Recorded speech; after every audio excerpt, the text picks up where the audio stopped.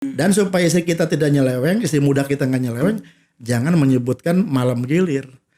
Pokoknya kamu berhak seminggu sekali umpamanya. Hari Senin, Selasa terserah kita. Dengan begitu dia selalu dandan dan dia tidak nyeleweng ke laki-laki lain. Oh, gitu. Nah kebanyakan istri-istri muda yang nyeleweng itu adalah si suami menentukan giliran. Umpamanya malam minggu saya ke Neng. Iya kan, perempuan tidak. Makanya mau saya jangan laki itu sok tahu. Ya tanya aja ke istri kita. Nanti kan dari proses itu kan tahu yang ini yang tapi jangan digunakan salah teori dari isi pertama dipakai ke yang ini. Itu malah bisa ribut itu kan. Kok kamu tiba-tiba begini gitu kan. Nah, itu. Makanya salah satu syarat poligami itu cerdas.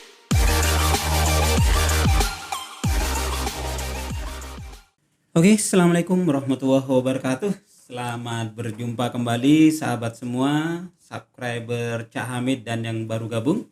Selamat bergabung dengan saya Cak Hamid di YouTube saya ya, yang lumayan sekian hari, sekian minggu bertambah terus, tambah keren. Dan alhamdulillah subscriber kita sekarang berapa As? Sudah mau mencapai 3.000, luar biasa. Ini capaian yang luar biasa, mau 3.000. Ayo teman-teman semua yang belum subscribe channel saya, insya Allah saya akan menghadirkan para narsum yang berkualitas yang luar biasa. Kita akan mix dari berbagai lintas tokoh, masyarakat dan orang biasa. Dan kali ini yang saya hadirkan adalah sahabat saya yang luar biasa, sahabat senior, temen ngobrol dulu. Dan kebetulan kita silaturahmi bisa ketemu dari kemarin. Akhirnya saya culik untuk hadir di podcast saya kali ini. Kenapa kemudian saya hadirkan? Karena ini adalah orang yang menurut saya penting untuk kita hadirkan, terutama karena beberapa minggu ini ada sedikit di nasional, umpamanya ada isu-isu terkait, umpamanya ada tokoh agama yang kemudian digugat cerai, kemudian agak riuh perbincangannya terkait poligami dan segala macam. Dan tamu kita yang saya hadirkan ini adalah salah satu pelaku. Sambut saja di depan saya Pak Jajuli. Assalamualaikum warahmatullahi wabarakatuh. Waalaikumsalam warahmatullahi wabarakatuh. Pak Juli, apa kabar Pak Juli? Alhamdulillah baik. Jadi saya biasanya manggil Kak Haji ini, teman saya, sahabat saya dari Banten.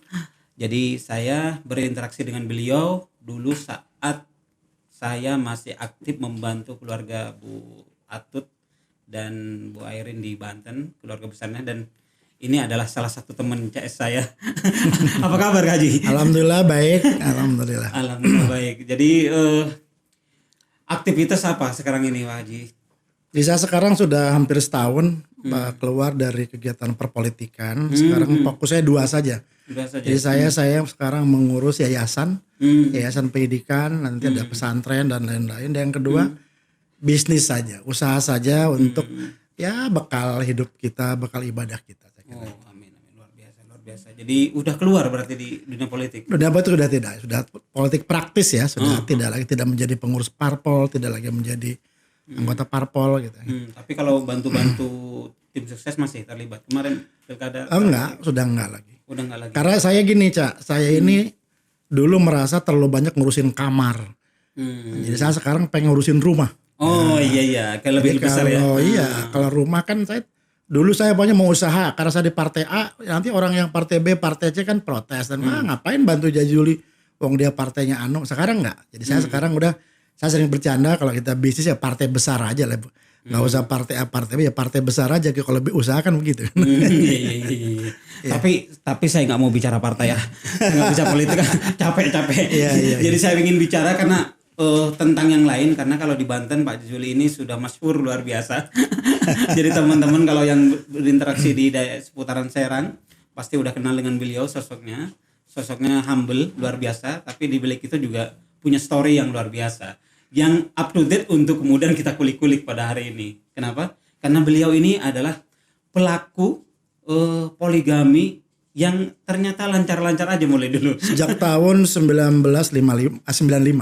1995 poligami. Jadi udah berarti berapa tahun? 26 tahun. 26 tahun. Ya, itu di umur berapa waktu itu 25 itu? Saya kelahiran tahun 64 ya. Berarti 64 ke 90 ya mau 31 31 tahun. Iya. di itu 31 itu usia perkawinan berapa itu waktu itu pas mau mulain kira-kira mau mulai? Saya itu nikah pada usia 25, baru usia 31 itu udah melakukan poligami. Tapi gini dulu Cak, sebelum saya ke sana, saya ingin begini. Kenapa saya bersedia hadir dalam acara ini? Pertama saya ingin menyampaikan bahwa realitasnya poligami itu ada. Oh betul. Oh iya betul. Realitasnya ada. Tetapi negara kita belum mengatur sebagaimana di Kenya, di Afrika belum mengatur.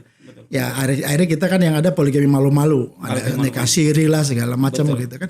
Jadi secara negara masih belum diakui. Nah dan di Serang itu kan ada dulu almarhum Pak Mufrodi.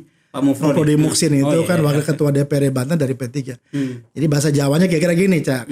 Lamun sire arep wayu, gugurune karo jajuli gitu. Kalau kamu mau poligami, gurnya kepada jajuli. Orang-orang protes. Loh, kenapa begitu kata orang-orang Serang? Bukan kayak yang poligami itu maunya Pak Haji Hasan Sohib. Anaknya 24 orang. Betul. Ada Bu Atut jadi gubernur, ada Bu Atut jadi bupati dan sebagainya. Kemudian ada lagi yang lebih masuk lagi itu banyak itu namanya Haji Jahidi. Haji Jahidi itu anaknya lebih dari 40. Oh, gitu ya. Luar biasa. Tapi orang itu kemudian diyakinkan oleh Pak Mufrodi. Lamun Haji Hasan niku wonge sugih. Pak Haji Hasan itu orang kaya. Lalu Haji Jahidi juga wong sugih. Tapi Jajuli ini wong kere tapi wayuhe akur gitu. Nah itu dia. Artinya teman-teman sudah betul kan saya hadirkan beliau ini hadir. Jadi mau saya ingin ini mohon maaf kan poligami ini sesuatu yang sah secara agama tapi kan tidak disukai oleh kaum perempuan terutama. Tetapi saya ingin memberikan perspektif lain bahwa artinya bahwa ini ada sebuah realitas ya bahwa kemudian orang setuju tidak setuju ya atau ikut itu kan soal lain karena masing-masing orang punya masalah sendiri-sendiri gitu kan. Betul. Karena memang pada dasarnya pernikahan itu termasuk yang kategorinya adalah takdir Allah kan, pernikahan, rezeki gitu kan, kematian. Kalau kata orang Sunda kan jodoh, pati, bagja, cilaka gitu kan Allah yang mengatur. Jadi isi saya yang pertama itu mengatakan ya kalau bapak pacaran mama marah, tapi kalau bapak nikah itu mama tidak marah karena apa? Itu pasti ada takdir Allah di situ gitu loh. Luar biasa yang punya istri seperti itu ya. Kira-kira begitu. Iya. Jadi karena saya lebih mencegah saya berzina kan? Karena kan poligami itu adalah sunat yang dijaizkan, yang berbeda dengan sunat tahajud, witir, Senin Kemis itu kan. Itu kan yang semua orang bisa boleh. Tapi dalam konteks poligami ini harus tadi didasari oleh bahkan mengapa di Kenya itu diatur, pamannya harus punya pendapatan sekian baru nikah, kesehatannya bagaimana dan sebagainya. Nah kembali ke pertanyaan Cak tadi itu sebetulnya awal-awalnya kan saya itu pernikahan tuh normal-normal saja, tidak ada masalah. Cuma suatu hari saya makan di restoran, ada perempuan itu yang anaknya yang punya restoran tuh menghina saya gitu. Jadi ceritanya kan dasi saya kecepretan sayur. Kecepretan sayur, lalu saya protes, waduh Neng, kok baju saya kecepretan sayur? Dia mengatakan, wah apa sih orang Banten, saya nggak takut tuh sama orang Banten. Awalnya itu aja, awalnya Terus itu saja. Kemudian kemudian ya karena terus berjalan waktu ya. Yang perempuan itu yang kemudian dinikahin, tapi sebelum nikah itu udah ketahuan tuh sama istri bahwa saya pacaran sama dia. Lalu kemudian dari pihak karena dia tuh udah yatim piatu, pamannya ngomong begini, Pak Jajuli, keluarga kami udah permalukan nih, udah datangin sama istri bapak. Jadi bagaimana caranya harus nikah gitu, karena kami nggak mau udah didatangin sama istri bapak nggak jadi nikah, maka nikahlah. Dan dari yang kedua itu saya punya anak sekarang udah jadi bidan itu di Bandung. Oh, jadi bidan. Luar biasa. Nah, kemudian berikutnya lagi kan saya kemudian itu pisah, yang kedua pisah, kemudian saya kan 2000 Banten jadi provinsi, kembali ke Banten. Nah, ini saya ini kan kerja di sebuah BUMN. Awalnya nggak mau ikut ke Banten. Akhirnya saya di Banten kenal ya sama orang Sumatera gitu kan. Kemudian saya ngajak istri itu ke Banten, ayo mah ke Banten gitu, pindah. Nggak mau. Ya tadi lagi-lagi ya ketemu lagi sama yang orang yang ketiga ini yang orang ketiga. Nah, gitu, yang ketiga dan seterusnya. Dan seterusnya. Kalau itu panjang ceritanya. Sampai berapa ini? Ini sampai terakhir ini. 7 apa 8? 8 tapi sisanya 2 sekarang. Oh, sekarang 2 ya. 8 sisa 2. Ya karena kan itu kan masna dulu kan, 2 dulu. Masna wasulah sawaruba. Pain itu malah dulu Pak lamun teu mampu, kalau nggak mampu satu saja gitu. Saja. Rasanya kalau 2 sih masih mampu. Iya. 2 masih mampu gitu. Iya. Tapi pernah nggak ngejalanin Pak Haji itu nikah, menjalani poligami itu 3 atau 4 sekaligus? Pernah. 4, 3, 2 ya. Kalau Pak Haji Hasan dulu kan selalu 4. Cerai 1. Saya pernah 4, 3, 2, 3, 4 pernah begitu. Pernah. Ya dulu kan masih muda, energik, waktu. Kalau sekarang kita kan waktu udah terbatas kan. Tenaga terbatas dan sebagainya. Makanya karena jangan malah kita berbuat dolim kan kepada. Gimana pertama ketika merasakan menjalanin itu pertama kali gitu waktu itu? Takut, kenapa kemudian yang mendorong keberanian di samping tadi karena ditantang gitu? Apa memang ada momennya dari keluarga, turunan orang tua yang sudah menjadi patron klien pada Juli bahwa karuhunnya lah kira-kira yang poligami? Ya, saya dengar dari keterangan bapak saya dan sebagainya itu mungkin mbah buyut keberapa gitu ya ada yang poligami, tapi dari bapak saya, dari kakek, dari itu enggak ada yang poligami. Tapi memang keturunan keberapa gitu ada sebelum saya itu ada. Sebelum saya ada. Dan tadi saya itu meyakini soal itu karena saya ini tahun 86 pernah khitbah tunangan atau papacangan kata orang Sunda itu. Dan itu nggak jadi. Jadi memang yang udah tunang pun ya nggak jadi. Ya, kalau yang malah saya dengan istri yang pertama itu kenal cuma berapa bulan, kemudian cocok jadi. Jadi memang. Iya, Asri juga pacaran bertahun-tahun nggak jadi. Belum jodoh berarti Asri. Gitu. Oh gitu. Kalau berantem kayak di TV-TV itu dilabrak dari istri kedua, istri pertama gitu. Iya, yang pertama gini Cak, sebetulnya kan kenapa perempuan itu tidak mau dipoligami itu ada 5 alasan. Pertama, perempuan itu merasa malu kepada orang lain seolah-olah dia dianggap perempuan yang tidak bisa ngurus suami. Gitu. Ini versi Pak Juli ya. Satu ya kan saya ngomong sekarang kan saya. Iya, betul. Jadi artinya bahwa dia malu. Malu. Yang kedua, dia menyebut lu tuh nggak tahu terima kasih sama gua kira-kira begitu. Zaman sengsara lu sama gua, sekarang udah gitu.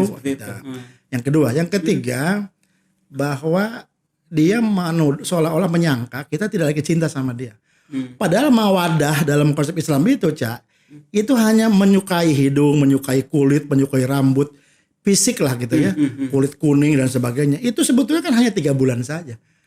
Hanya 3 bulan. Setelah 3 bulan itu bukan itu, malah yang namanya warohmah itu. Mau dia penyakit kanker payudara, kanker rahim, mau apa, tetap kita sayang sama dia. Mau jadi belekan, mau ileran. Pokoknya kalau udah 3 bulan itu.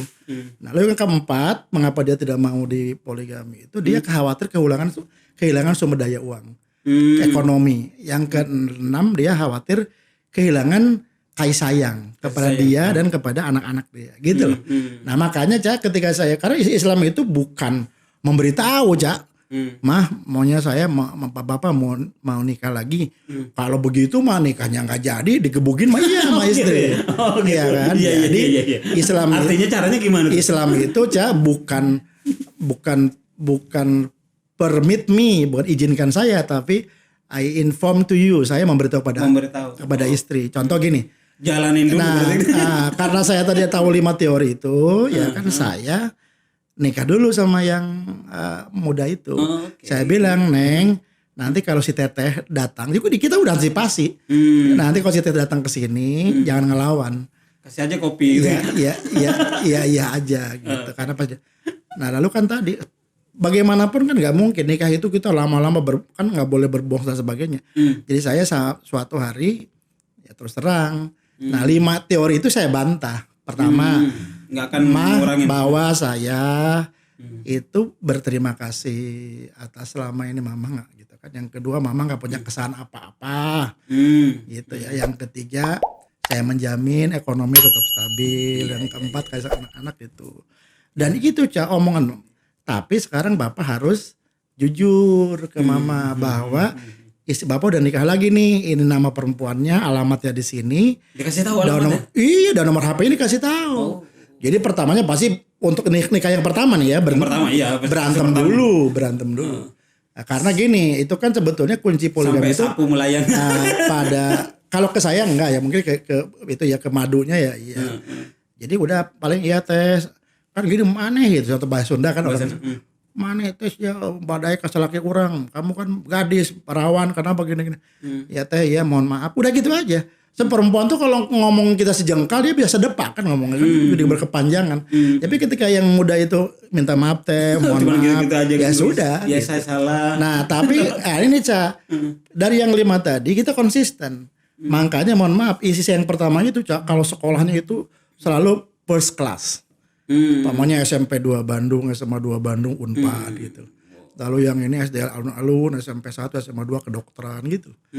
Jadi semua anak-anak dari pertama itu. Dan kalau sakit juga itu harus first class, PIV.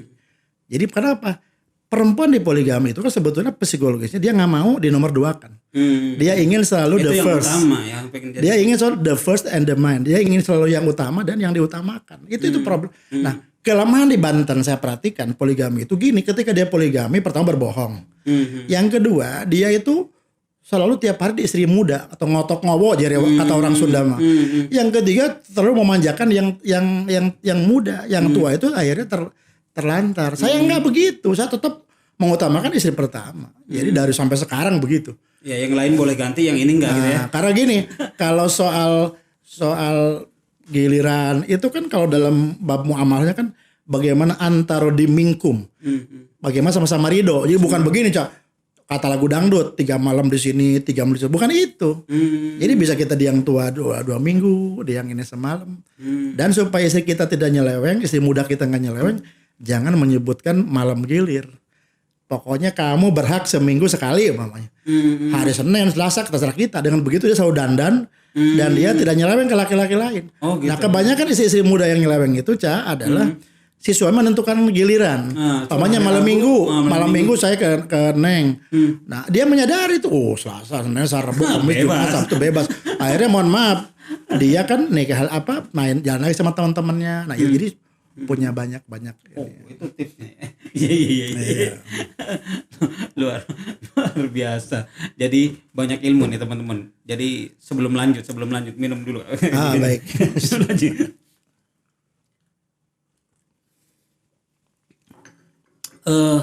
Ya Kaji, kalau di poligami ini kan banyak yang pro kontra gitu kan, memang sih banyak orang yang di luar sana itu banyak yang pengen poligami tapi tidak berani. Ada pepatah teman saya bilang poligami itu perempuan itu seperti bukan menyamakan tapi seperti kambing lagi ngerumput mau hujan. Pertama dia memang panik gitu. Ini antar lagi ada hujan mau geluduk. Tapi kalau pas hujan turun dia akan menikmati basah-basah aja. Bener gak sih? Dulunya panik. Tapi ketika dijalanin ternyata yang udah ketika dikasih tahu bahwa poligami ya pasrah gitu. Iya. Kalau saya gini bahwa pada dasarnya poligami itu kan ibadah kepada Allah. Dan yang harus disadari adalah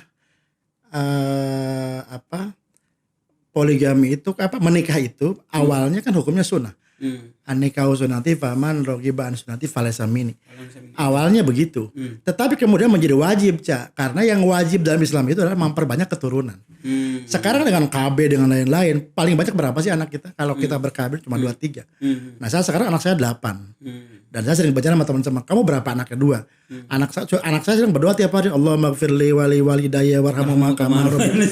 8 doa. Iya. Sementara cuma 4 anak 4 kan? 4. Nah, cuma 4 doa doang. Matematika mana yang mengatakan bahwa 4 lebih hebat daripada 8 gitu loh. Itu justifikasi. Bukan. Mau saya begini loh.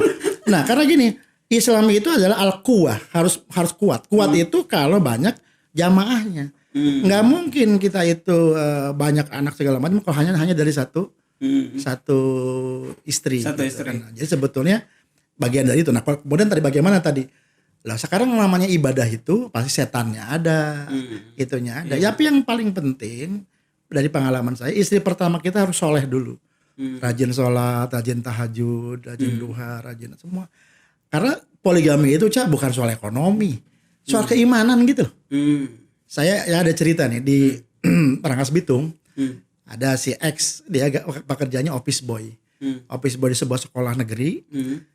Dia ingin poligami, kemudian dia pinjam uang dia ke. Ini kasus nyata ya?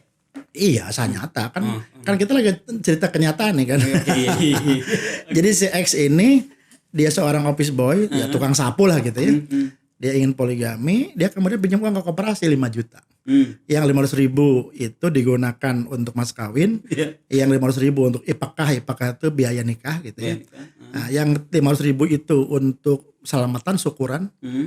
Yang 3,5 juta dibuatkan warung istri muda itu. Dengan warung itulah dia berdagang, sehingga istri walaupun dia seorang tukang sapu, seorang office boy, dia tidak tuh repot. Karena pada dasarnya rumah tangga itu kan membutuhkan 2 hal. Kasih sayang dan tanggung jawab yang seimbang. Itu rumusnya dulu. Jadi orang itu dikasih uang tiap hari istri, tapi nggak ditidurin, nggak disayang-sayang, dia juga nggak mau.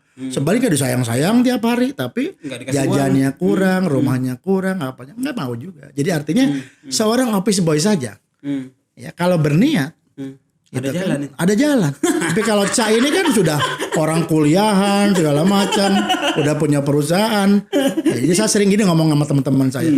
Orang yang mau, kalau yang niat poligami itu seperti orang yang hari Jumat hujan besar. Mana payung, gitu. Mana daun pisang, mana daun talas. Dia berbagai cara dia cari agar dia bisa Jumatan. Tapi bagi yang malas, ya bagi yang malas itu malah dia kemudian mengutip sebuah keterangan ulama. Kalau hujan besar gitu, maka tidak wajib sholat Jumat gitu kan. Itu loh. Di rumah saja. Nah, di rumah saja. Maka mau saya, atau gini umpamanya dia karena alasannya, wah ini anak loh, inilah itulah dan sebagainya loh. Saya bilang, emangnya kalau poligami menelantarkan anak, saya boleh cek anak saya. Unggul semua saya bilang. Ya, ada persoalan. Iya artinya unggul itu kan yang satu di Unpad, yang satu kedokteran, yang satu di Indah gitu loh. Jadi nggak ada masalah. Bahkan kalau Ca sendiri tahu keluarganya Pak Haji Hasan Sohib, ada gubernur, ada wakil gubernur, ya kan. Betul. Wah ada bupati, wali kota, ada berbagai induk gitu. Nah artinya kalau berbicara ke kesuksesan dunia ya. Nah kembali lagi tadi Ca, bahwa pandanglah poligami itu sebagai sebuah nilai ibadah. Nah sekarang kita tanya, kita ini milik siapa Ca? Milik Allah. Milik kan? Allah dipanggil Allah bisa, kenapa kita dipinjemin atau bersama-sama dengan itu, kenapa tidak berkenan? Itu kan soal ya gini, kalau adalah perempuan tidak mau dimadu kita maklumi, tapi kalau perempuan menolak hukum poligami itu yang jadi masalah. Karena itu namanya keimanan loh. Dari 6.000 sekian ayat itu dia tidak percaya dengan ayat yang satu itu apa hukumnya? Yang lain amantu billahi wa malaikatihi wa kutubihi wa rusuli kan, wa khairi wa sari minallahi ta'ala kan begitu. Berarti dia tidak percaya, dan mohon maaf poligami itu bukan nasi buruk. Loh kalau nikahnya malah yang baik, yang tajir, yang soleh dan sebagainya kan bukannya malah merupakan, mungkin karena banyak kasus yang terlantar, yang tersakitin, mungkin itu kan. Jadi kemudian orang trauma, takut segala macam. Dan dia hanya mencari-cari yang gagal itu. Bagi penentang poligami hanya mencari-cari. Salah saya tanya sama Ca, kenapa dia tidak datang ke keluarganya Haji Jahidi? Kenapa dia datang ke keluarganya Haji Hasan Sohib? Yang notabene semuanya anak-anaknya berhasil. Kenapa dia bilang tuh terlantar? Ya atau ada. Dengan Pak Haji, makanya saya hadirkan Pak Haji juga. Iya, artinya mau saya jangan kemudian karena rasa tidak suka. Karena gini, mata kita ini ada 2 Ca, mata jahat, mata baik. Bagi yang tidak suka, yang mencari-cari kejelekannya saja. Suatu hari orang bisa bilang, saya itu seneng sama Jajuli itu. Oh pintar orangnya begini-begini. Cuma sayang kata dia poligami. Loh, saya bilang kok begitu Bu? Karena begitu ya. Poligami itu bukan barang haram. Kalau saya berzina, saya bilang baru itu haram. Jadi kalau ibu tidak suka kepada orang yang poligami, sama dengan ibu tidak suka orang yang sholat, orang yang berzakat dan sebagainya. Karena itu bagian dari ibadah. Ya kan, bahwa jadi tadi maksudnya gini Ca, ada yang poligami itu tadi kan yang tidak pakai ilmu dia. Contoh berbohong, pasti berbohong. Saya enggak. Saya apa adanya aja. Ini apa adanya aja. Bawa mah di sini. Makanya ketika suatu hari ada ibu-ibu lapor ke istri saya, Bu, itu Pak Haji sama ibu-ibu, maksudnya istri muda saya. Jadi kata istri saya, Bu, Pak Juli itu nggak pernah ngopi, nggak pernah ngerokok, nggak dugem dan sebagainya. Nggak minum. Kesukaannya cuma itu doang. Biarin aja katanya. Pokoknya di rumah saya urusin, kalau keluar rumah saya doakan. Jadi nggak ada tuh isi pertama saya itu nelpon kalau lagi saya keluar rumah nggak ada. Ketakutan karena udah berulang-ulang jadi kebal kan. Jadi maksud kecuali gini namanya dia ada butuh uang tambahan atau ada yang karena saya itu istri saya itu dibuat mandiri kecuali anak saya itu di opname baru saya urus. Tapi kalau mamanya mau sakit ini BPJS sudah ada. Untuk jajan udah ada, untuk beras itu kita tiap bulan karungan dicukupin segala macam udah gitu. Jadi mandiri aja. Dan akhirnya kata mertua saya ke istri saya itu kudu sabar. Toh si Haji tanggung jawab ke anak-anaknya. Karena laki-laki itu gini, Cak. Laki-laki itu akan dihormati oleh seantero dunia kalau dia bertanggung jawab. Laki-laki yang tidak bertanggung jawab akan diminta cerai oleh istrinya dengan dibayar iwad 10.000 perak.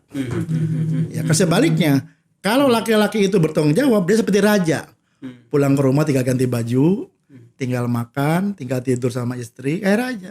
Tapi laki-laki yang tidak bertanggung jawab tadi, Islam mengatakan perempuan boleh minta cerai dengan iwad 1.000 perak. Sekarang udah naik ya 10.000 perak sekarang. 10.000 perak. Ya kan sama. Perempuan kebalikannya, Cak. Yang dituntut dari seorang laki-laki itu adalah tanggung jawabnya, bukan kesetiaannya. Dari perempuan kesetiaannya. Secantik apapun dia, anak jenderal, dokter atau apa, ketika dia tidak setia kepada suaminya, apa bedanya dengan pelacur? Dan tadi ada orang yang kamu boleh poligami, misalnya poliandri. Laki-laki 1, istrinya 4, hamil semua, bapaknya jelas. 1. Tapi kalau perempuan 1, laki-lakinya 4, bapaknya yang mana? Repot itu.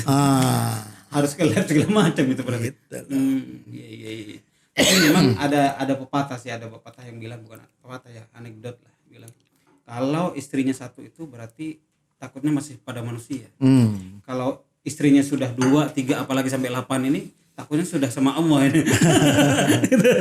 Ya tapi begini, Cak, saya tidak kan begini, poligami itu kan adalah escape door. Pintu darurat bagi sebuah rumah tangga. Umpamanya gini, maaf, istrinya itu umpamanya dia kanker rahim umpamanya, atau istrinya itu mandul umpamanya kan, atau istrinya ada gangguan kejiwaan dan lain-lain kan. Karena poligami itu bisa gini, Cak, bisa karena perempuan itu terlalu cerewet, bisa terlalu hambur uang, bisa tidak hormat sama mertua, bisa macam-macam. Punten, ini bilang bahwa istrinya terlalu cerewet atau gimana?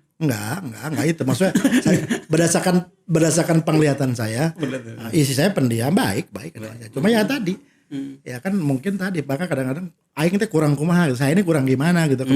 Ya karena tadi poligami itu ada sesuatu yang, karena tadi saya udah tunangan nggak jadi, ada yang enggak, saya tiba-tiba ketemu lagi umroh. Gitu ya, jadi ada ketemu lagi apa, jadi ada yang ketemu apa, jadi. Iya, ada yang nyari-nyari jodoh nggak ketemu-temu. Dan saya itu pasti, Cak, menceraikan istri saya kalau dia minta cerai tanpa kesalahan saya. Umpamanya kita karena ada telat sehari datang, talak, cerai aja, saya ceraikan. Tidak menunggu menit itu, langsung saya cerai. Langsung saya ambil materai, saya ambil ini, diurus kemudian perceraiannya gitu. Karena bagi saya perempuan, karena jelas, coba Cak lihat di surat pernikahan itu apa. Syarat perceraian itu apa di situ? Dipukuli badannya, disakiti badannya. Yang kedua, tidak dinafkahi, tiap 3 bulan lamanya. Kemudian ditinggalkan 6 bulan di daratan dan 2 tahun di lautan kan. Tidak ridho. Itu pun ada if conditional di situ. Laula ta'ala, kalau perempuan merasa tidak ridho boleh. Tapi kalau seorang tanpa apa, sekarang kan saya lihat di TV-TV itu kami pasangan yang sudah tidak cocok, apa itu nggak jelas itu. Dari segi syar'i sebetulnya nggak jelas. Kecuali tadi dipukulin, disakiti kan, atau nggak diberi nafkah lahir batin. Nah, saya juga tanpa minta contoh. Ada yang mau itu katanya orang-orang yang poligami itu kan maniak seks segala macam. Nggak juga. Saya itu dengan istri tidur ya semalam cuma sekali aja. Nggak ada tuh berkali-kali nggak. Karena apa? Saya mempelajari sebuah buku itu. Berhubungan seks dengan istri itu bukan soal besar dan kecilnya. Tapi karena itu tidak usah ke Maerot. Iya kan. tidak bukan karena besar dan kecilnya. Ya, karena Allah sudah memberi anugerah kepada kita ya segede itu. Yang kedua, tidak karena lama dan sebentarnya. Karena itu nggak usah kita pakai kimia macam-macam. Obat ini, obat itu, alamiah saja. Tetapi apa kata buku itu? Tetapi bagaimana memuaskan istri kita. Iya.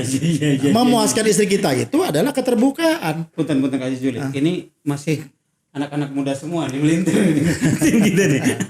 Jadi gini, Cak. Kalau berhubungan seks itu, saya 8 istri itu jadi tingkat kesensitifan perempuan itu beda-beda. Ada yang di kuping, ada yang di leher, ada yang di maaf udah mulai agak dalam. ada payudara, ada apa. Artinya kan kadang-kadang laki-laki ini kan so tahu kan tidur sama istri main ber gitu. Padahal sebetulnya enggak, kita harus karena gini, perempuan tuh akan karena gini kan, bagi laki-laki ketika dia ejakulasi adalah orgasme kan. Ketika dia keluar sama dengan kepuasan. Perempuan tidak begitu. Iya kan, perempuan tidak. Makanya mau saya jangan laki itu so tahu. Ya tanya aja ke istri kita. Nanti kan dari proses itu kan tahu, oh yang ini tapi jangan digunakan salah teori dari isi pertama dipakai ke yang ini. Itu malah bisa ribut itu kan. Kok kamu tiba-tiba begini gitu kan. Nah, itu. Makanya salah satu syarat poligami itu cerdas. Nah. Dan ini panjang ingatan. Oh iya. Kalau lupa karena kata Isa gini. Parfum si A pakai parfum si B. Karena kata Isa tuh, saya tuh nggak ngerti ya. Tuh kok nggak pernah tuh salah ngirim WA, ngirim SMS nggak pernah salah. Oh gitu ya. Dan saya ke anak itu kan ada beda-beda. Ada yang nyebut bapak, ada yang nyebut papa, ada yang nyebut ayah. Itu tidak pernah ketukar juga. Jadi saya begitu sadar tuh kalau kesini harus ngomongnya. Oh iya ayah masih di sini, ini papa masih di sini, oh ini bapak masih di sini gitu. Jadi karena justru salah satu itu akan buat kita cerdas dan kita awet muda, Cak. Saya 57 karena apa? Ini bukan endokrin adrenalin. Nah, karena kan kita kan adrenalin kita, dan tadi menurut saya intinya kalau mau poligami ya jujur. Termasuk banyak yang doain. Bayangin 8 orang yang mendoain Pak Juli kan. Jadi dan saya sekarang walaupun dari 8 itu kan 5 punya anak.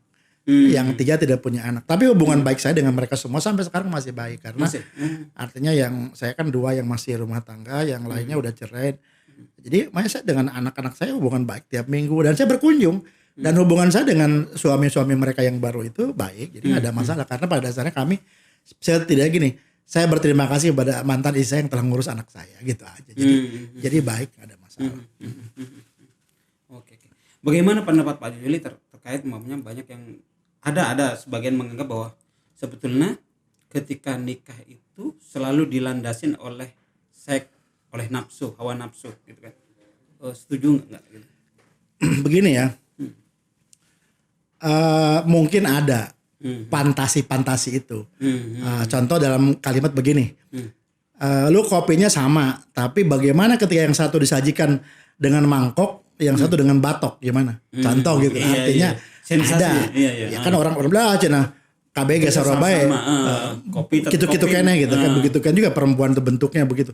Nah, sekarang saya bilang kalau antara perempuan yang satu katakan yang wangi, yang satunya bau remasono gitu kan umpamanya gitu ya. Jadi contoh yang kedua ada lagi tuh pembenaran laki-laki itu kan.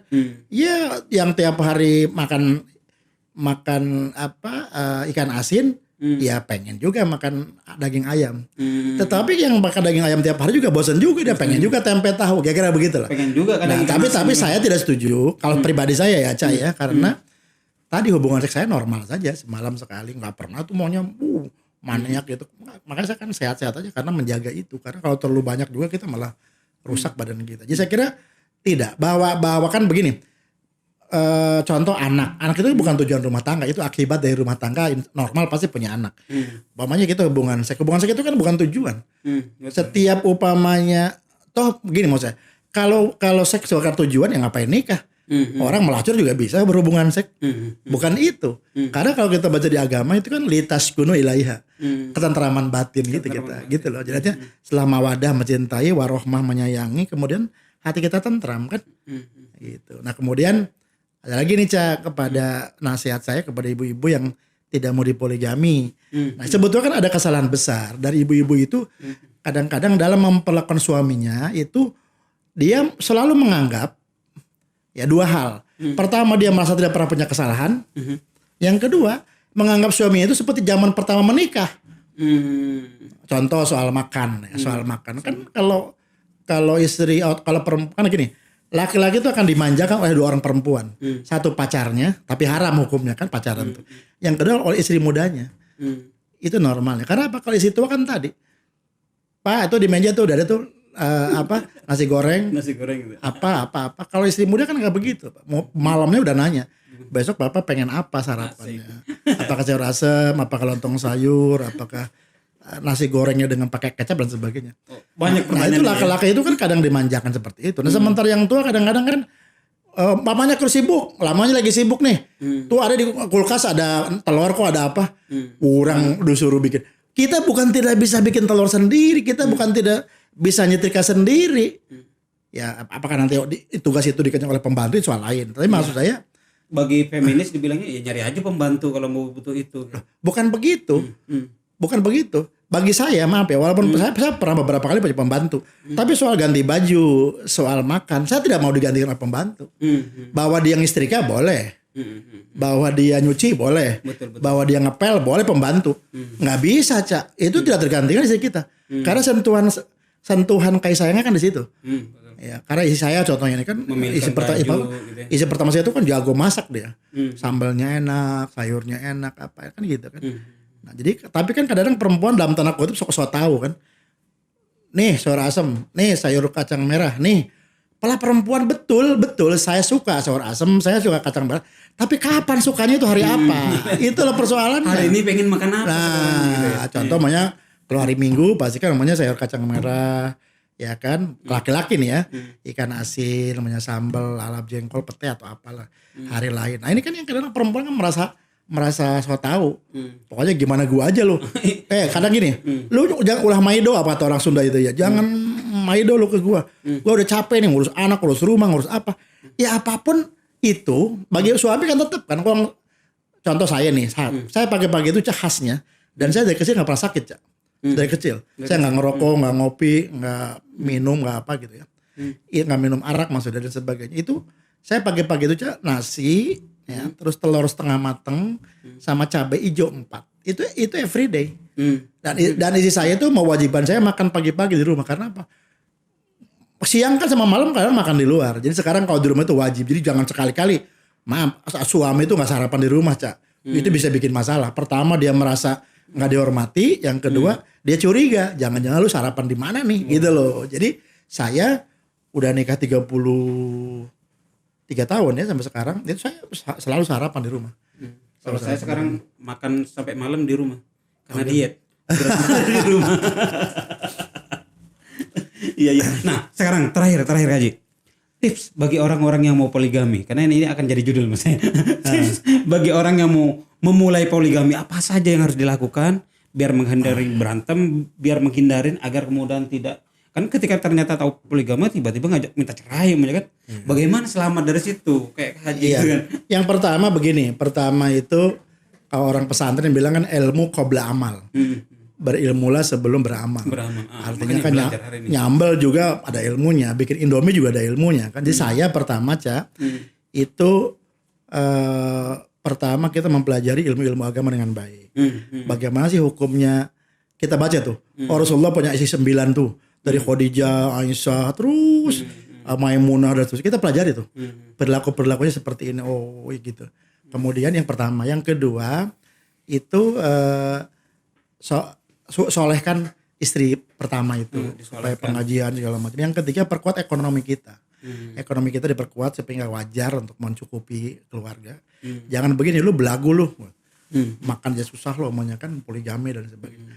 Kemudian yang ketiga itu berdoa pada Allah agar diberikan jodoh yang terbaik. Nah, itu ada doa khusus. Nah, yang keempat ini belum, setelah ada nih. Itu kalau di Cak nanti baca di surat Al-Mumtahanah ayat 7. Itu kan bunyinya a'udzubillahi minasyaitonirrajim, bismillahirrahmanirrahim. asallahu an taj'ala bainakum wa bainal ladzina adaitum minhum mawaddah wallahu qadir wallahu ghafurur rahim. Itu diamalkan untuk awal-awal 70 kali. 70 kali tiap waktu. Ini Pak Hamid jangan dikasih catatan biar lupa nanti kalau ingat nanti saya dimarahin sama istrinya kan. Yang kedua nanti ada doa-doa. Antara lain doanya namanya Allahumma sakhirli jami'a khalqika kama sakhartal jam'a li Musa alaihissalam. Allahumma lini qalba neng anu binti anu kama layintal hadida li Dauda alaihissalam. Ya Allah jadikan hati neng ini binti ini ya namanya kan menjadi lembut sebagaimana Nabi Daud melembutkan besi. Begitu kita kira-kira. Luar biasa doa Nabi Daud itu udah doa-doa lainnya. Karena apa? Kan kita kalau mau sholat kan ya muqallibal qulub tsabit qalbi. Ya Allah yang membolak-balikkan hati manusia, tetapkanlah ya kepada agama. Sekarang yang membolak-balikkan hati siapa? Ya Allah kan. Ya begitu. Ini belum punya ilmunya. Udah main pacaran, main gini digebukin sama istri kan. Belum jinak istrinya. Tapi karena gini, kalau perempuan sudah solehah gitu, akhirnya akan mengatakan mungkin emang ini takdir saya. Tapi nah itu nanti perempuan menurut ini. Karena gini bedanya, laki-laki itu tidak bisa belajar mencintai. Jadi kalau laki-laki itu cinta dulu baru punya alasan. Kalau perempuan bukan. Mengapa kawin paksa itu menjadi berhasil kalau laki-lakinya suka perempuannya nggak suka tetap berhasil. Karena perempuan bisa belajar mencintai. Tapi laki-laki tidak bisa kalau dijodohkan ya si perempuannya suka laki-lakinya nggak suka nggak bisa. Nah kembali ke pertanyaan Ca tadi itu. Itu kan perempuan itu bisa contoh gini. Iyalah itu Pak Juli udah tua udah gendut gini tapi kan dia tanggung jawab sama anak. Kehidupannya mapan saya. Dan Ca mohon maaf saya ini nggak pernah loh marah sama istri tidak pernah marah sama anak apalagi mukul nggak pernah saya.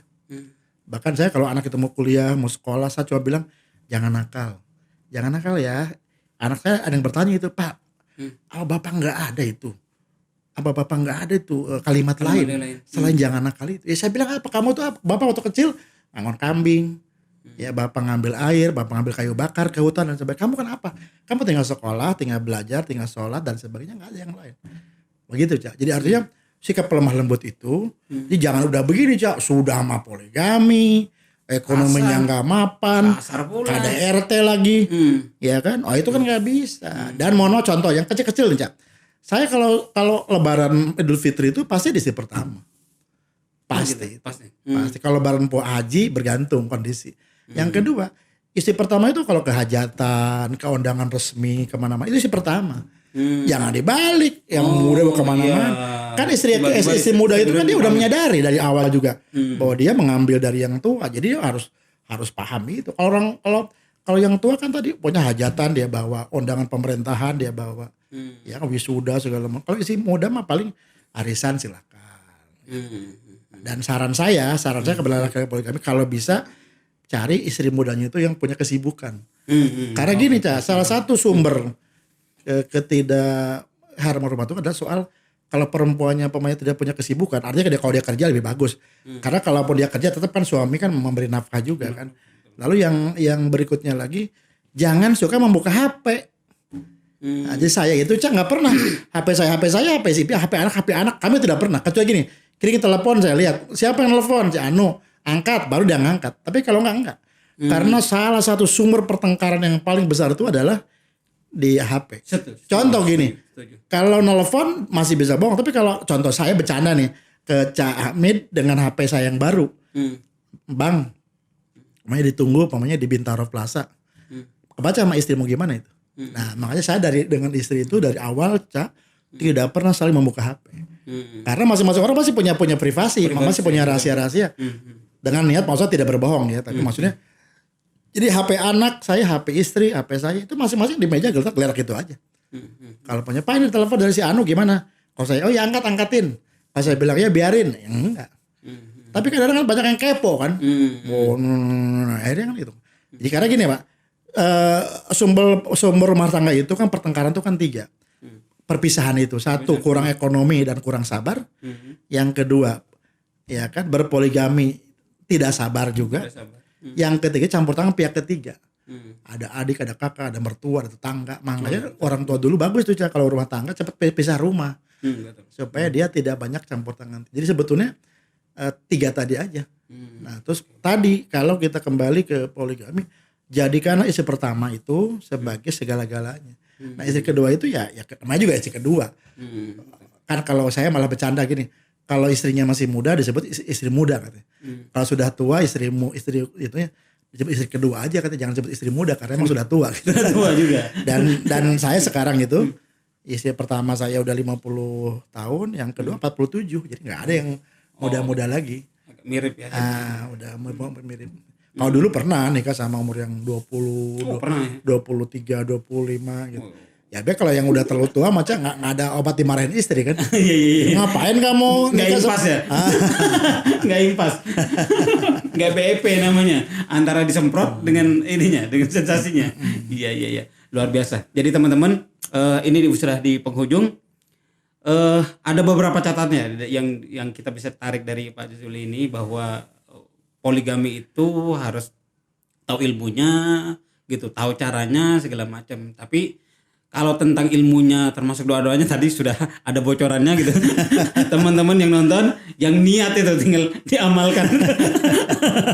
Jadi saya nggak kemudian simpulkan lagi, teman-teman, saya cuma mengingatkan kembali bahwa ini tergantung preferensi masing-masing gitu. Saya nggak akan menyimpulkan bahwa ini benar atau tidak. Ini adalah mungkin sebentar, opini. Saya ingin closing dulu. Gini, boleh. Jadi saya hadir di sini bukan karena saya membangga-banggakan poligami, bukan. Artinya poligami itu urusan pribadi masing-masing.